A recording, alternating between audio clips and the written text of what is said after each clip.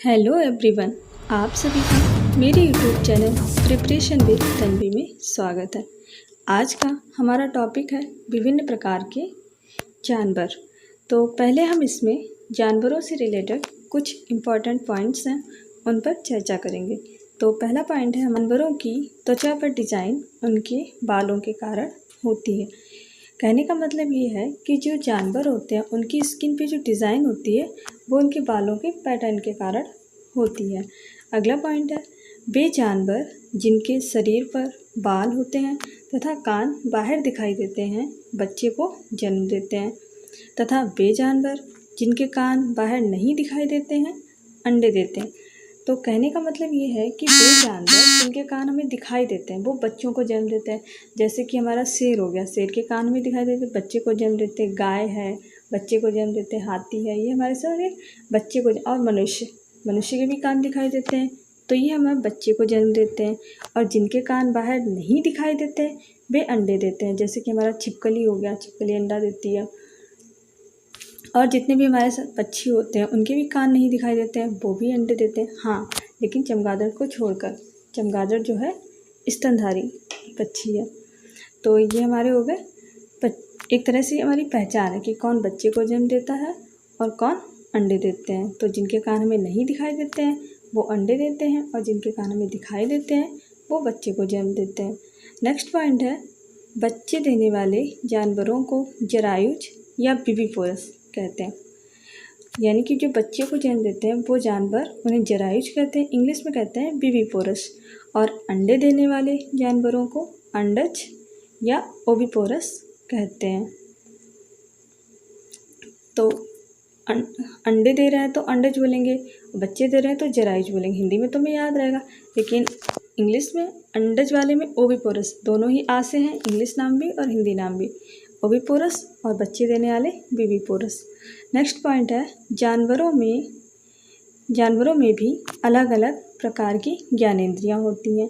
इनमें देखने, सुनने, चखने, सूंघने और महसूस करने की शक्ति होती। मतलब कि जिस प्रकार मनुष्यों में अलग अलग टाइप की ज्ञानेंद्रियाँ होती हैं उसी प्रकार से जानवरों में भी ज्ञानेंद्रियाँ होती हैं।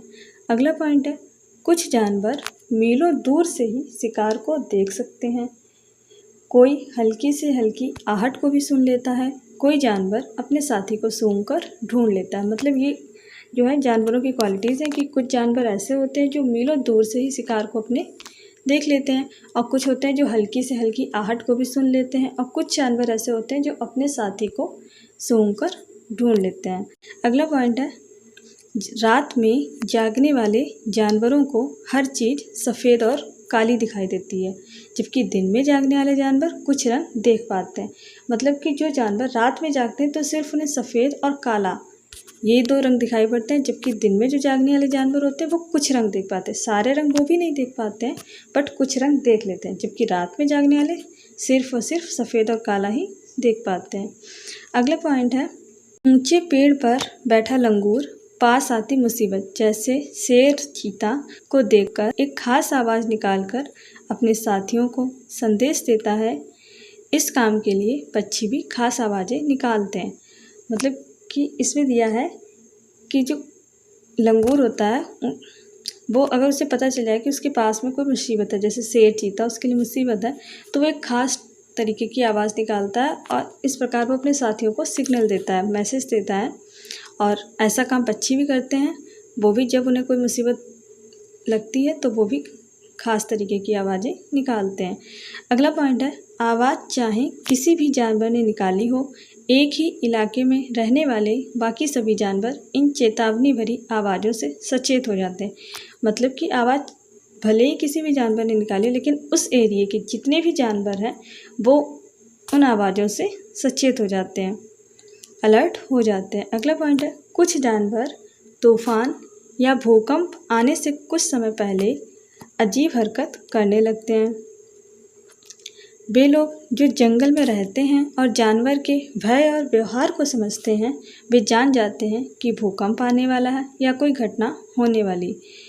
मतलब कुछ जानवर ऐसे होते हैं जिनको पहले से ही पता चल जाता है कि तूफान या भूकंप आने, ऐसे उनके पास एक हिसाब से कह सकते हैं नेचर के द्वारा दी हुई पावर है। सुपर नेचुरल पावर भी बोल सकते हैं।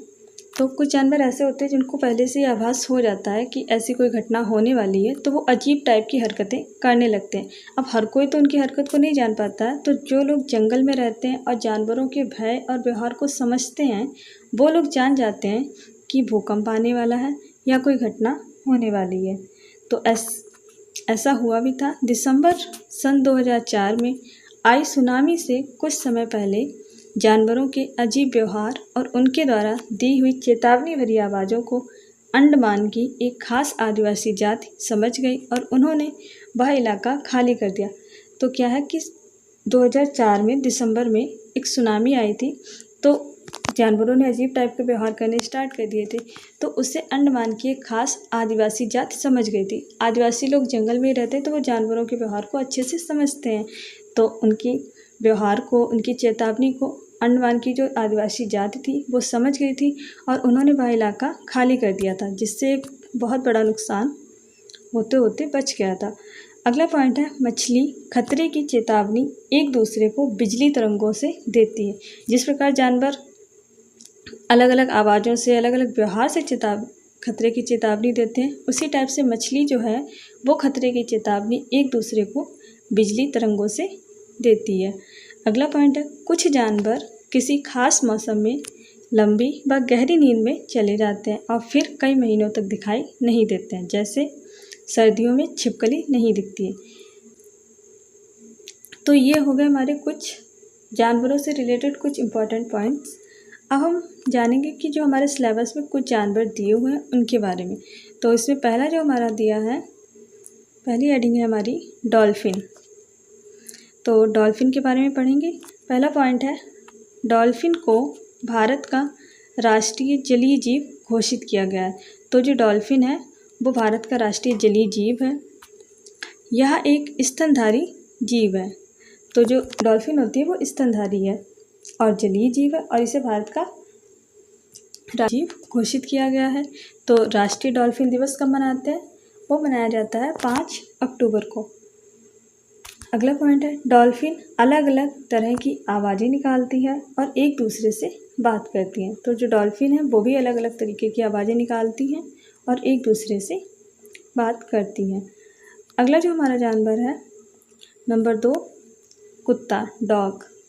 तो इसमें पॉइंट है, सड़कों पर कुत्तों की भी जगह बटी होती है। तो जो कुत्तों का अपना एक एरिया बटा होता है, तो सड़कों पर कुत्तों की जो है जगह बटी होती है। अगला पॉइंट है, एक कुत्ता दूसरे कुत्ते के मल मूत्र की गंध से जान लेता है कि उसके इलाके में बाहर का कुत्ता आया था। यानी कि सड़क पे हर कुत्ते का अपना अपना एक एरिया बटा होता है और एक कुत्ता जो है वो दूसरे कुत्ते के मल मूत्र की गंध से जान जाता है कि उसके इलाके में कोई बाहरी कुत्ता आया था। तो ये तो होगी कुत्ते की क्वालिटी। अगला जानवर जो है हमारा वो है गाय, काऊ। गाय के आगे के दांत छोटे होते हैं। अब वो छोटे क्यों होते हैं? पत्तों को काटने के लिए। तो जो आगे के दांत होते हैं वो छोटे होते हैं तथा पीछे के दांत चपटे और बड़े होते हैं जो कि घास चबाने के काम आते हैं। तो याद रखना है, आगे के दांत छोटे हैं जो कि पत्ते को काटने के काम आते हैं और पीछे के दांत चपटे और बड़े होते हैं जो कि घास चबाने के काम आते हैं। अगला पॉइंट है, गाय एक दिन में 4 घंटे सोती है। तो गाय जो है वो एक दिन में 4 घंटे सोती है। अगला जानवर है हमारा नंबर 4, बिल्ली, कैट। बिल्ली के दांत नुकीले होते हैं जो मांस फाड़ने और काटने के काम आते हैं। तो जाहिर सी बात है, बिल्ली मांसाहारी मतलब एक हिसाब से मांस वगैरह खाती है, तो उसके दांत नुकीले होते हैं। अगला पॉइंट है, बिल्ली एक दिन में 12 घंटे सोती है। तो बिल्ली जो है वो एक दिन में 12 घंटे सोती है और अभी हमने पढ़ा था गाय वो एक दिन में 4 घंटे सोती है। तो ये हो गया बिल्ली। जानवर है हमारा नंबर 5, जिराफ। जिराफ एकमात्र ऐसा जानवर है जो सबसे कम सोता है। तो जिराफ एक ऐसा जानवर जो सबसे कम सोता है। अब कितना सोता है? तो जिराफ पूरे दिन में 2 घंटे ही सोता है। तो जिराफ जो है वो सिर्फ और सिर्फ 2 घंटे सोता है। तो अभी हमने 3 जानवरों के बारे में पढ़ा। गाय जो कि हमारी 4 घंटे सोती है एक दिन में, बिल्ली एक दिन में 12 घंटे सोती है और जिराफ जो है वो सबसे कम सोता है, एक दिन में 2 घंटे। अगला जानवर है हमारा नंबर 6, हाथी। एलिफेंट। तो पहला पॉइंट है इसमें, वर्तमान समय में हाथी की केवल 2 ही प्रजातियां बची हैं, जबकि आज से 5 करोड़ साल पहले हाथियों की लगभग 170 प्रजातियां पाई जाती थी। तो प्रेजेंट टाइम में हमें याद रखना है कि हाथी की केवल 2 ही प्रजातियां बची हैं, जबकि आज से पहले करोड़ों साल पहले लगभग 170 प्रजातियां पाई जाती थी। तो वर्तमान में सिर्फ 2 हैं। अगला पॉइंट है, हाथियों के झुंड की सरदार सबसे बड़ी बूढ़ी मादा हाथी होती है। तो हाथियों का जो झुंड होता है तो उसकी जो सरदार होती है वो सबसे बुजुर्ग मादा हाथी होती है, मतलब कि जो सबसे बड़ी बूढ़ी उस समूह की, उस झुंड की जो सबसे बड़ी बूढ़ी और फीमेल हाथी होती है, मादा हाथी होती है। अगला पॉइंट है, एक झुंड में लगभग 10 से 12 मादा हाथी और कुछ बच्चे होते हैं। मतलब झुंड की जो सरदार होती है वो भी मादा हाथी होती है, लेकिन सबसे बड़ी बूढ़ी मादा हाथी होती है। और झुंड में कौन कौन होते हैं, तो 10 से 12 मादा हाथी और कुछ बच्चे होते हैं। अब नर हाथी नहीं होते ग्रुप में, क्यों नहीं होते? होते तो हैं, बट अगले पॉइंट में क्लियर होगा कि नर हाथी 14-15 वर्ष की आयु में झुंड छोड़ देते हैं। मतलब नर हाथी होते तो हैं ग्रुप में, लेकिन वो 14-15 वर्ष की आयु में झुंड को छोड़ देते हैं। तो जाहिर सी बात है, नर हाथी तो झुंड से चले गए, बचा कौन? मादा हाथी और बच्चे। तो जो सरदार होगी वो भी मादा हाथी से ही बनेगी। तो सरदार जो बनाया जाता है ग्रुप में, हम किसी को लीडर किससे बनाते हैं? जिससे ज़्यादा एक्सपीरियंस हो। तो वही नियम यहाँ भी लागू होता है कि झुंड की सरदार जो बनाई जाएगी तो सबसे बड़ी बूढ़ी बुजुर्ग मादा हाथी ही बनाई जाएगी। तो झुंड की जो सरदार होती है वो सबसे बड़ी बुजुर्ग मादा हाथी होती है। और झुंड में होता कौन कौन है? तो 10 से 12 मादा हाथी और कुछ बच्चे होते हैं। नर हाथी ग्रुप को छोड़ देते हैं, झुंड को 14-15 वर्ष की आयु में। अगला पॉइंट है हमारा, एक हाथी एक दिन में केवल 2 से 4 घंटे ही सोता है। तो ये जो हाथी है वो 2 से 4 घंटे, मतलब 2 भी हो सकता है, 3-4, मतलब औसतन टाइम दिया है 2 से 4 घंटे सोता है। जबकि जिराफ जो है, जिराफ आता है सबसे कम सोने में, 2 घंटे ही सोता है। तो हाथी जो है वो एक दिन में केवल 2 से 4 घंटे ही सोता है। अगला पॉइंट है, हाथी लेट कर नहीं बल्कि खड़े खड़े ही सोते हैं। तो जो हाथी होते हैं वो लेट कर नहीं सोते हैं बल्कि खड़े खड़े ही सो जाते हैं।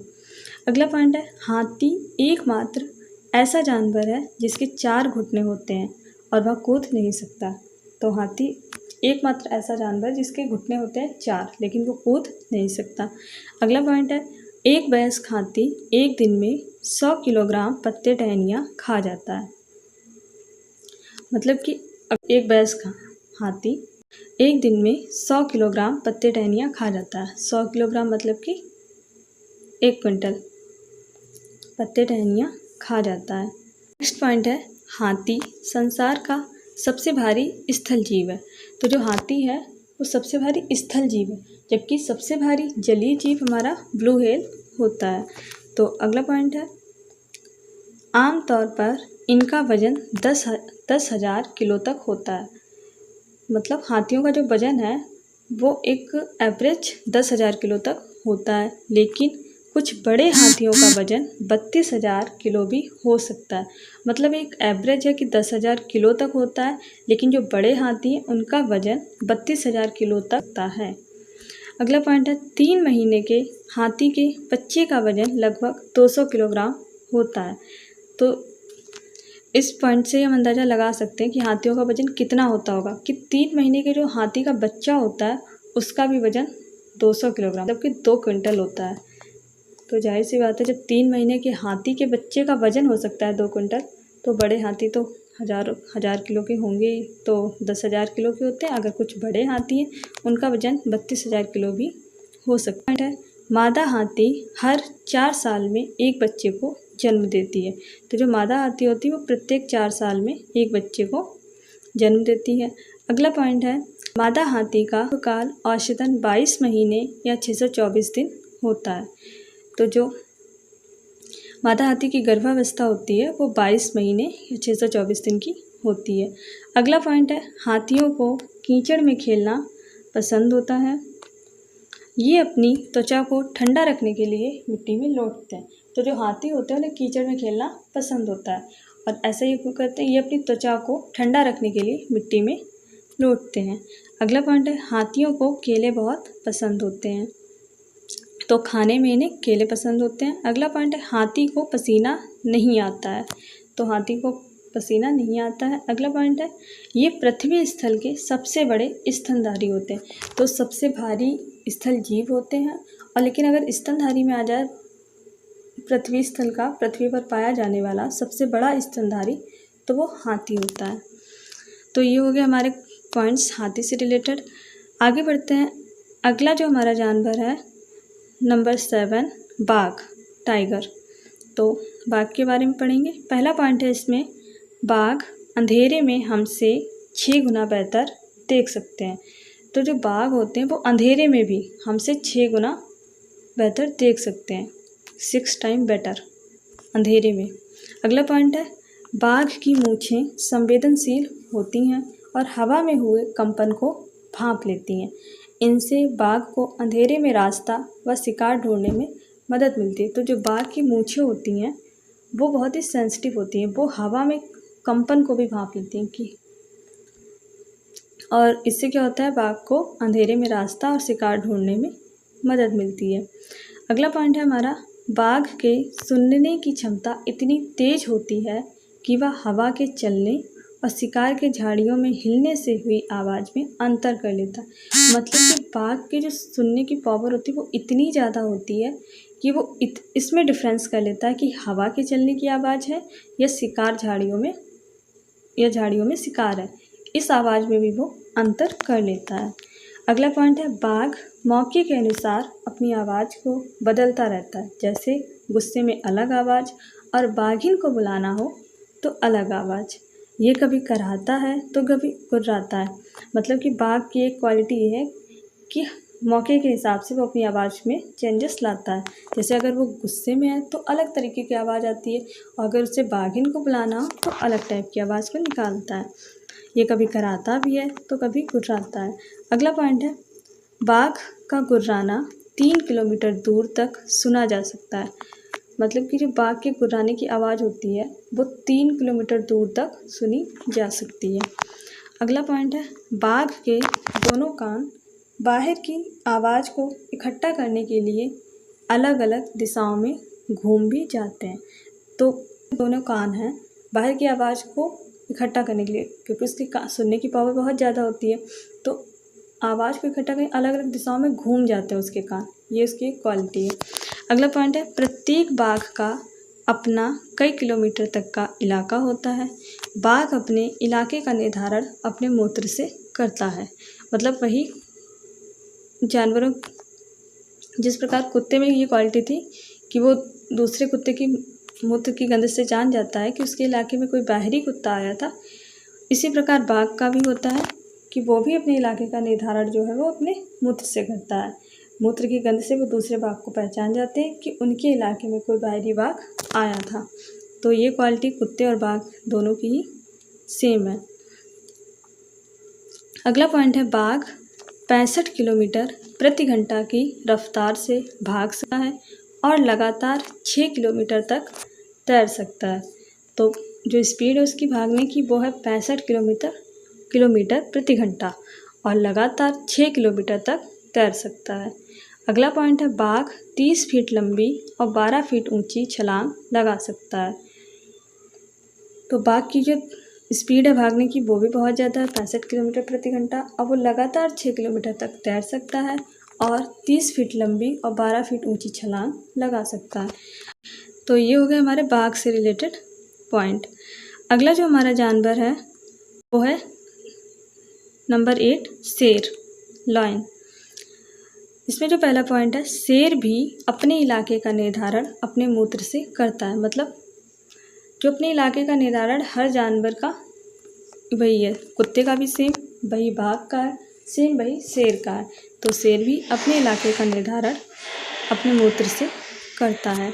अगला पॉइंट है शेर की दहाड़ 8 किलोमीटर दूर तक सुनी जा सकती है। हमने पढ़ा था कि बाघ की जो बाघ का जो गुर्राना है वो हम सुन सकते हैं 3 किलोमीटर दूर तक, जबकि शेर की दहाड़ उससे भी ज़्यादा है। शेर की दहाड़ को 8 किलोमीटर दूर तक सुना जा सकता है।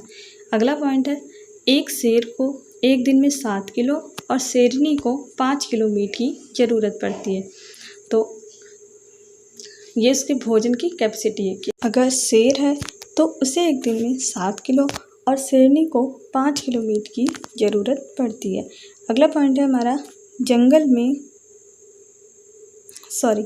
एक जवान शेर 81 किलोमीटर प्रति घंटा की रफ्तार से दौड़ सकता है। तो शेर की जो स्पीड है दौड़ने की वो है 81 किलोमीटर प्रति घंटा, जबकि पीछे अभी हमने पढ़ा था बाघ की स्पीड है 65 किलोमीटर प्रति घंटा। और जो बाघ का गुर्राना था वो 3 किलोमीटर दूर तक सुना जा सकता है और जो शेर की दहाड़ है उसे 8 किलोमीटर दूर तक सुना जा सकता है। अगला पॉइंट है, जंगल में शेर 24 घंटे में से 20 घंटे आराम करते हैं। तो जो शेर है वो 24 घंटे में से 20 घंटे आराम करते हैं। अगला पॉइंट है, शेर के बच्चे को कब कहते हैं। तो जो शेर का बच्चा होता है उसे हम बोलते हैं कब। अगला पॉइंट है, शेर झुंड में रहते हैं जिन्हें प्राइड्स कहा जाता है। तो शेर के बच्चे को कहते हैं कब और शेर झुंड में रहते हैं तो उस झुंड को बोला जाता है प्राइड्स। अगला पॉइंट है हमारा, एक झुंड में एक शेर व एक से अधिक शेरनियाँ और बच्चे होते हैं। तो जो शेर का झुंड होता है उसमें शेर एक होता है, शेरनियाँ एक से ज़्यादा होती हैं और उनके बच्चे होते हैं। तो ये तो हो गई शेर की बात। अगला जो हमारा नेक्स्ट एनिमल है वो है हमारा नंबर 9 स्लॉथ। तो स्लॉथ में जो पहला पॉइंट है, ये भालू जैसे दिखते हैं मगर भालू नहीं होते। तो जो स्लॉथ होते हैं वो भालू की तरह दिखते हैं बट भालू नहीं होते हैं। अगला पॉइंट है, ये दिन में करीब 17 घंटे पेड़ों से उल्टे लटक कर मस्ती से सोते हैं। तो जो स्लॉथ होते हैं 24 घंटे में से 17 घंटे तो ये पेड़ों से उल्टे लटकते रहते हैं और मस्ती से सोते रहते हैं। जैसे यहाँ पे पिक्चर लगी है उसमें दिख भी रहा है कि ये पेड़ से उल्टे लटक कर सोते हैं। अगला पॉइंट है, ये जिस पेड़ पर रहते हैं उसी के पत्ते खाते हैं। जब उस पेड़ के पत्ते समाप्त हो जाते हैं तब ये दूसरे पेड़ पर जाते हैं। मतलब कि ये एक तो इनका काम क्या है, 24 घंटे में से 17 घंटे तो ये पेड़ से उल्टे लटक कर मस्ती से सोते रहते हैं। मतलब इन्हें किसी चीज़ से कोई मतलब नहीं। अगला है कि मतलब ये जिस पेड़ पर रहते हैं उसी के पत्ते खाते हैं। जब उस पेड़ के पत्ते समाप्त हो जाते हैं तभी ये दूसरे पर जाते हैं। अगर नहीं समाप्त होते तो ये दूसरे पर जाने की ज़रूरत नहीं समझते हैं। अगला पॉइंट है, 40 वर्ष के जीवन में ये मुश्किल से 8 पेड़ों पर ही घूमने की तकलीफ़ उठाते हैं। मतलब इनका जो जीवन काल है वो होता है 40 वर्ष का और पूरे 40 वर्ष के जीवन में ये मुश्किल से 8 पेड़ पर ही घूम पाते हैं। तो यानी कि इतने ज़्यादा ये लेजी होते हैं, आलसी होते हैं। अगला पॉइंट है, सप्ताह में केवल एक बार शौच के लिए पेड़ से नीचे उतरते हैं। मतलब ये स्लॉथ जो है इतना ज़्यादा आलसी जानवर है कि एक तो ये 24 घंटे में से 17 घंटा पेड़ से ही लटक कर सोते रहते हैं, वो भी उल्टा लटक कर, और जिस पेड़ पर रहते हैं उसी के पत्ते खाते हैं। मतलब उन्हें इतनी मेहनत भी नहीं करते हैं कि वो अपने भोजन को ढूंढें। जहाँ जिस पेड़ पर रहते हैं उसी के पत्ते खा लेते हैं। जब उस पेड़ के पत्ते समाप्त हो जाते हैं तभी ये दूसरे पेड़ पर जाते हैं। तो इस प्रकार से 40 वर्ष का इनका टोटल जीवन काल होता है। उसमें से मुश्किल से ये 8 पेड़ पर ही घूम पाते हैं। अब सप्ताह में पेड़ से नीचे भी नहीं उतरते हैं जल्दी, सप्ताह में केवल एक बार, वो भी शौच के लिए पेड़ से ये नीचे उतरते हैं। तो इतना आलसी ये जानवर होता है। तो ये हमारे कुछ जानवर हो गए जो कि हमारे सिलेबस में दिए। अब हमारे कुछ पॉइंट हैं जो कि हमारे जानवर से ही रिलेटेड है। आजकल क्या हो रहा है, जानवरों का बहुत ज़्यादा शिकार हो रहा है, तो उससे रिलेटेड हमारे पॉइंट है कि हाथी को उसके दांतों के लिए, गेंडे को उसके सींग के लिए, बाघ, मगरमच्छ और सांप को उसकी खाल के लिए तथा कस्तूरी मृग को थोड़ी सी खुशबू के लिए मार दिया जाता है। मतलब कि जो जानवरों का शिकार हो रहा है वो किस रीजन की वजह से होता है ये इसमें दिया है कि हाथी को जो मार दिया जाता है, हाथी का जो शिकार किया जाता है वो उसके दांत की वजह से। क्योंकि जो हाथी दांत होता है वो बहुत ज़्यादा ही एक्सपेंसिव होता है, उससे कई सारे हमारे औजार भी बनते हैं, दवाइयाँ वगैरह भी बनती हैं। और जो गेंडे होते हैं उनको उसके सींग के लिए मार दिया जाता है। बाघ, मगरमच्छ और सांप को उसकी खाल के लिए मार दिया जाता है। और कस्तूरी मृग जो होता है उसको खुशबू के लिए मार दिया जाता है। तो ये हमारे हो गए ऑल ओवर जानवर टॉपिक से रिलेटेड हमारे जो भी पॉइंट्स हो सकते थे वो मैंने इस वीडियो में कवर कर लिए हैं। अब ये तो हो गया हमारे जानवर टॉपिक से रिलेटेड थ्योरी। अब इस वीडियो के नेक्स्ट पार्ट 2 में इनसे रिलेटेड मल्टीपल चॉइस क्वेश्चंस आएंगे। तो आज की वीडियो में इतना ही, मिलते हैं नेक्स्ट वीडियो में।